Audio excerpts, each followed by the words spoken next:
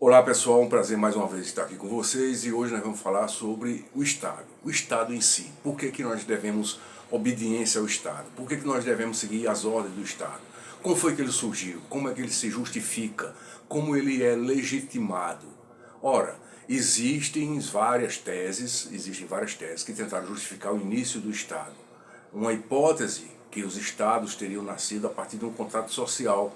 Essa é a tese dos contratualistas, como John Locke, Rousseau e tantos outros, que remetem a tempos imemoriais em que teria sido feito um contrato em que as pessoas cediam parte da sua liberdade, né, para formar um Estado mais poderoso, na imagem de Thomas Hobbes, que também era contratualista.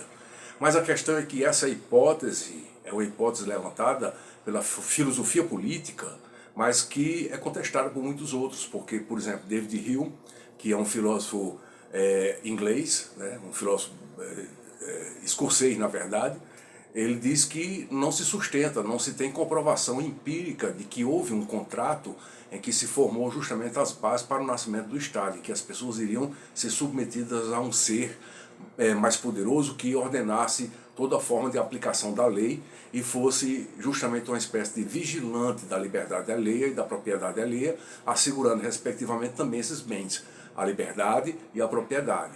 A questão é que nós sabemos que na era moderna, né, e em tempos mais recentes, houveram formações de estados que não foram feitos assim a partir de um progresso histórico, vamos dizer assim, de uma evolução de uma sociedade que se remeteu justamente a tempos imemoriais a um contrato social. Muitos estados foram criados a partir justamente de uma divisão imposta por colonizadores, por estados imperialistas, o que aconteceu, por exemplo, na África, o que aconteceu em parte do Oriente, né, que hoje nós chamamos de Oriente Médio, onde muitas divisões territoriais foram impostas por países que, na verdade, impuseram aquela forma, especialmente países europeus, né, e também tivemos outras formas de nascimento de Estado por colonizadores também, por colonização, como é o caso, por exemplo, de todas as Américas, né, de todo o continente americano. Então, nós não podemos dizer que quando os portugueses chegaram no Brasil, eles compactuaram uma espécie vamos dizer assim, de pacto, de contrato social com os índios. Isso não existiu. Na verdade, nós fomos colonizados, houve exploração, houve domínio de um povo pelo outro, ou seja, o europeu que chegou aqui dominou o povo que aqui estava, e assim foi formado um Estado no modelo institucional do colonizador, que já existia há muitos séculos, né, na Europa, que é o caso de Portugal especificamente, fundado numa monarquia, e uma monarquia bastante estatista, que podemos dizer assim, porque na verdade a iniciativa privada, que era muito mais ampla, vamos dizer assim, em países como a Holanda e a Inglaterra, ela era muito diminuta e condicionada muito pelo Estado, no caso de Portugal. Isso marcou sobremaneira a formação das instituições brasileiras. E isso, na verdade, marcou toda a formação do Estado brasileiro. Então, quando a gente vai refletir e fazer a pergunta sobre o que é que justifica o Estado, o que é que justifica os países, que são países soberanos, na ordem internacional, nós temos que pensar nas realidades históricas diferentes de cada formação, de cada país, né? E não podemos, de alguma forma, enxergar cada país percorrendo o mesmo caminho para se legitimar enquanto poder.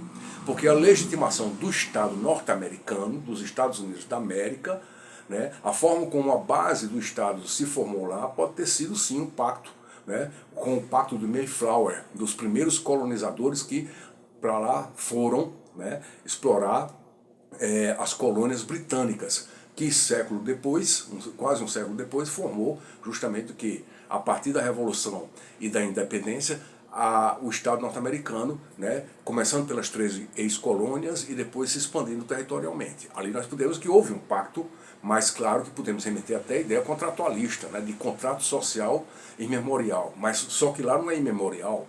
Houve uma formação a partir de diversas famílias, diversos colonizadores que lá se dispuseram a ocupar aquelas terras que estavam sendo exploradas. Mas também, claro, não podemos negar que houve também submissão de um povo pelo outro, do povo indígena que lá estava, né, por parte dos ingleses, né, irlandeses, escoceses que lá chegaram, como também houve também um processo escravagista. E aqui, na verdade, nós temos também esse componente, além da submissão ao povo indígena, houve no quê? Uma formação da sociedade escravocrata a partir da chegada de escravos africanos aqui para formar a nossa sociedade e fornecer mão de obra escrava. Então, é toda uma construção de um Estado em cima justamente do quê? De uma exploração, da submissão de um povo pelo outro, da formação de instituições que já nascem excluindo boa parte da população, né? Ao ponto de chegar, por exemplo, no Brasil Imperial, no final do Brasil Imperial, né, para a passagem da República, nós termos uma imensidão, na verdade, de pessoas que eram alheias a todo e qualquer processo de inclusão social, política e econômica. Muitos analfabetos, quase 80% da população analfabeta, né? Pessoas que não tinham trabalho formalizado, não tinham, vamos dizer assim, uma fonte de renda, não participavam do processo político, e isso durou décadas e mais décadas. E esse processo de inclusão social, né, na verdade, muito diminuto, que nós podemos até usar o seu contrário, esse processo de exclusão social ele foi marcante e nós herdamos tudo isso até hoje. Não só de uma sociedade que excluiu durante séculos parcelas importantes da população, como também toda uma estrutura de exploração, de servidão, uma estrutura escravocrata, né, que aliviou, por exemplo, os negros de maior integração no Estado brasileiro, na sociedade brasileira.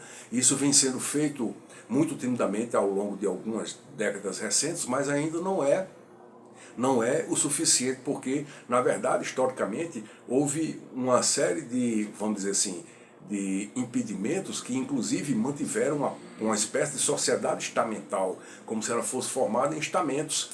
E, claro, isso impediu muita mobilidade social.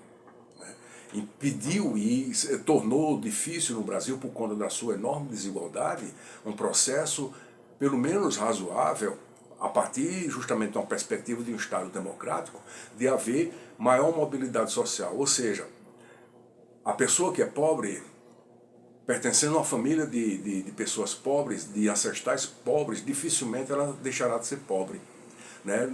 Não só por uma questão de impedimentos que ocorrem a partir dessa formação de uma sociedade estamental, através de uma burocracia de Estado que, de alguma forma, cria privilégios, né, que causa apadrinhamentos, apesar de que na ordem constitucional de 88 nós tivemos, por exemplo, no caso, a obrigatoriedade do concurso público, mas sabemos que isso também é desviado.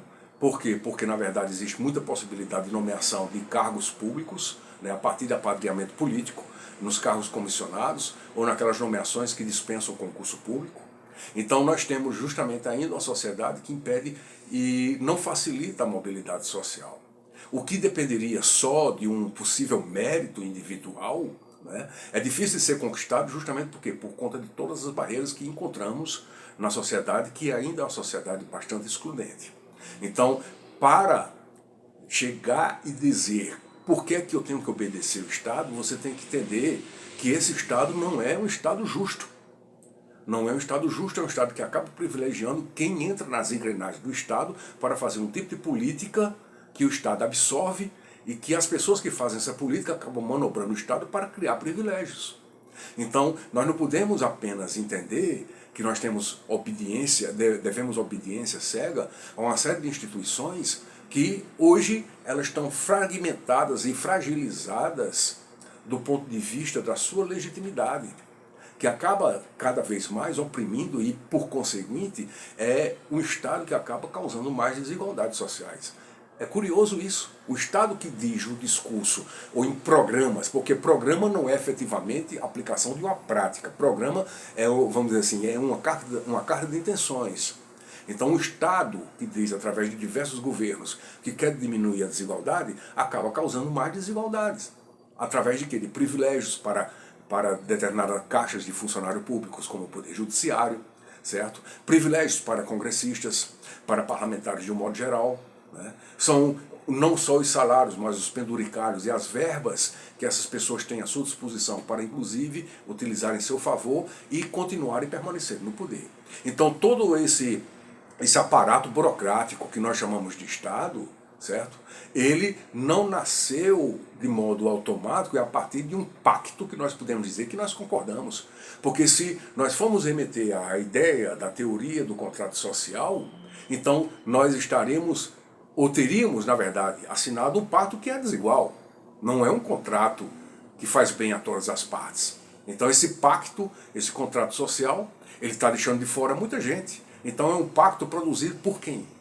Esse pacto, esse contrato social foi elaborado por quem? Com destino a privilegiar quem? Toda a sociedade? Ou boa parte da sociedade? Respeitar as desigualdades porque as pessoas têm escolhas e as pessoas não podem desejar todos ficarem em pé de igualdade perante uns aos outros. Por quê? Porque, na verdade, nós sabemos que as pessoas têm formação diferente, têm funções diferentes, nós sabemos que existe uma divisão do trabalho que deve ser respeitada, haverão pobres de toda forma, mas o que não pode haver é uma miserabilidade. A pobreza em si pode ser decorrente de uma série de fatores, mas o Estado não pode impedir que as pessoas deixem de ser pobres. Por conta de quê? Por conta de uma série de dificuldades e de uma espécie de legislação que acaba viciando e mantendo ilusoriamente o pobre num certo conforto do salário mínimo, ou dos programas sociais, ou de um sistema previdenciário que vai pagar, em regra, ao trabalhador no máximo um salário mínimo quando ele se aposentar.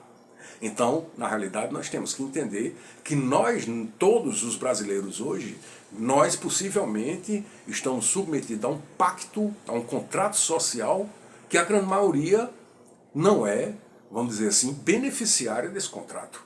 Então, quando nós falamos do nascimento, da justificativa, da legitimidade do próprio Estado, nós temos que questionar essas coisas. Então, é preciso, inclusive, reformar esse pacto estatal, que é um pacto social e político e que deve ser reelaborado na sua juridicidade, elaborando-se até uma nova Constituição para que amplamente seja justamente o quê? Reconstruído uma espécie de contrato que possa diminuir privilégio de quem use o poder para favorecer aqueles que, de alguma forma, contribuem para a formação desse Estado.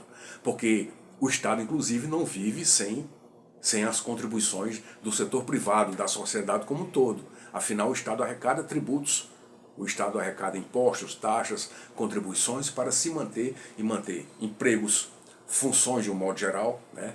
Executar as políticas públicas, que inclusive é um termo muito curioso, que se usa muito, política pública, muitos governos usam política pública, e as políticas públicas não são efetivas.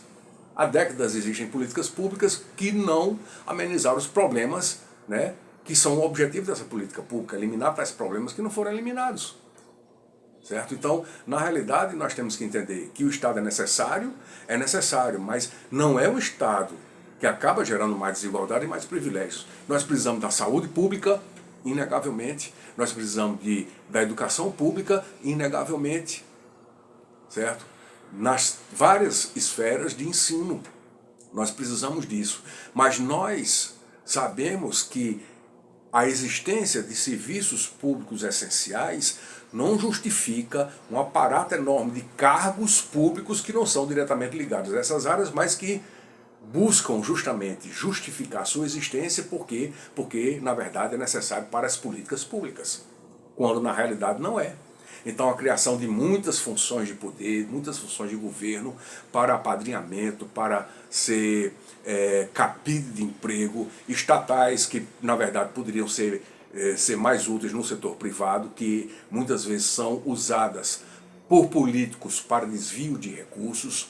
Então não se justifica a existência desses cargos para efetivar políticas públicas. Os serviços essenciais devem existir, mas é o que eu disse, nós temos que rever como isso é imposto para a sociedade que é sacrificada dia após dia, trabalhando para pagar impostos ao Estado e sustentar todo esse aparato. Então aqui cabe nossa reflexão. Cada vez que nós lermos nos livros de ciência política sobre o contrato social, vamos pensar um pouco sobre a nossa realidade. Esse contrato, quando você faz um contrato no setor privado, o contrato tem que ser bom para todas as partes. Ou seja, eu quero um bem, certo? Tudo bem que aí no âmbito privado eu quero um bem, eu quero comprar um televisor, uma geladeira, eu vou pagar o preço que é pedido no mercado. Se eu não puder pagar uma nova, eu posso comprar uma usada, certo? Mas eu vou estar dentro do que? Das minhas possibilidades. Aí a questão é, quando você vai fazer um pacto coletivo, você tem que estar dentro das suas possibilidades também. Então, você não pode ser só sacrificado. O comerciante não vai poder ser sacrificado porque ele vai ter que ter lucratividade. Afinal, ele comprou a geladeira da fábrica para lhe vender, certo? A pessoa que vende o móvel usado também está tendo um meio de fazer com que algumas pessoas que não podem comprar móveis ou eletrodomésticos novos possam ter acesso a um bem, certo? A um bem essencial. Certo? Não, mas aí a ideia de pacto social, de contrato social, é diferente, porque na verdade é em torno da criação das instituições. Sim, mas como diz John Rawls, né, a partir da posição original, que inclusive é um ponto importante que nós podemos debater em outra ocasião, a partir da posição original, que Estado você escolheria? Que instituições você escolheria? Se você soubesse que todos poderiam ser beneficiados, inclusive você, e que você deveria ser sacrificado em alguma parcela para ter um benefício também para você e sua família, que Estado você escolheria? Inclusive, né, John Rawls, que podemos considerar como neocontratualista, ele trata desse ponto importante da posição original no seu livro Uma Teoria da Justiça. Inclusive porque essa imagem ela é bastante ilustrativa de que se nós todos não soubéssemos o que iríamos ser daqui a alguns anos, que tipo de sociedade nós escolheríamos para a gente viver? Então a pergunta que se faz é, você escolheria viver no Brasil com as instituições que tem? Essa é a nossa reflexão sobre a ideia de contrato social. Então, quando você for ler sobre contrato social nos manuais de ciência política, pense um pouco sobre a realidade empírica, fática que nós vivemos num país como o Brasil. Essa é a nossa reflexão, um forte abraço e até lá.